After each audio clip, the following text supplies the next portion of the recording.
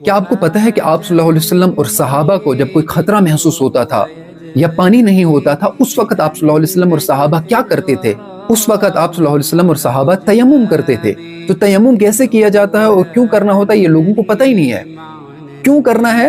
اگر آپ کے پاس پانی اویلیبل نہیں ہے، کہ مطلب پوری سٹی میں کہیں پانی ہی نہیں ہے، یا ایسا باہر خطرہ ہے کہ آپ کی جان جا سکتی ہے، مان لو کہ شیر باہر دروازے پر بیٹھا ہے، آپ باہر نہیں جا سکتے، مان لو آپ کا واش روم اندر نہیں، آپ باہر وضو بنانے کے لیے جا ہی نہیں سکتے، تو اسے کہتے ہیں جان کا خطرہ۔ یا آپ کو ایسی بیماری ہے کہ اگر آپ پانی لگاؤ گے تو آپ مر جاؤ گے، تو اس صورت میں جو ہے وہ تیمم کیا جاتا ہے۔ تیمم پاک مٹی سے کیا جاتا ہے۔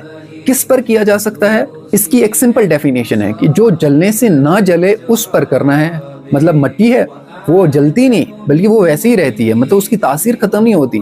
مطلب پلاسٹک ہے، اس کو ڈالیں گے تو وہ آگ کے اندر کیا ہو جائے گا؟ پگھل جائے گا، مطلب ختم ہو جائے گا۔ تو مطلب جو جلنے سے نہ جلے اس پر ہم تیمم کر سکتے ہیں۔ اینٹ پر ہم تیمم کر سکتے ہیں، پتھر پر ہم تیمم کر سکتے ہیں، پاک مٹی ہے اس پر تیمم کر سکتے ہیں، اور مرر پر یعنی شیشے پر اگر بہت زیادہ دھول لگی ہے تو اس پر بھی تیمم کیا جا سکتا ہے۔ لیکن میں آپ کو صرف بتانا چاہتا ہوں کہ آپ صلی اللہ علیہ وسلم کیسے کرتے ہیں، میں طریقہ بتانا چاہتا ہوں، میں مسائل آپ کو بتانا نہیں چاہتا۔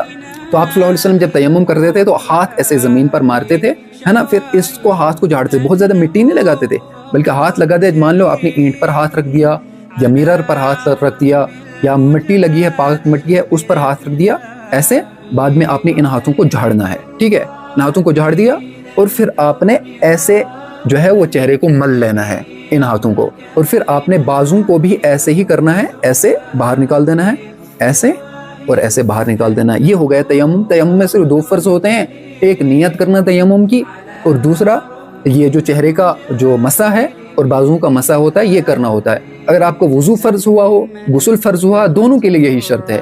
جب آپ کو پانی پر قدرت حاصل ہو، آپ کو پانی مل جائے، پھر آپ وضو یا غسل کر لو۔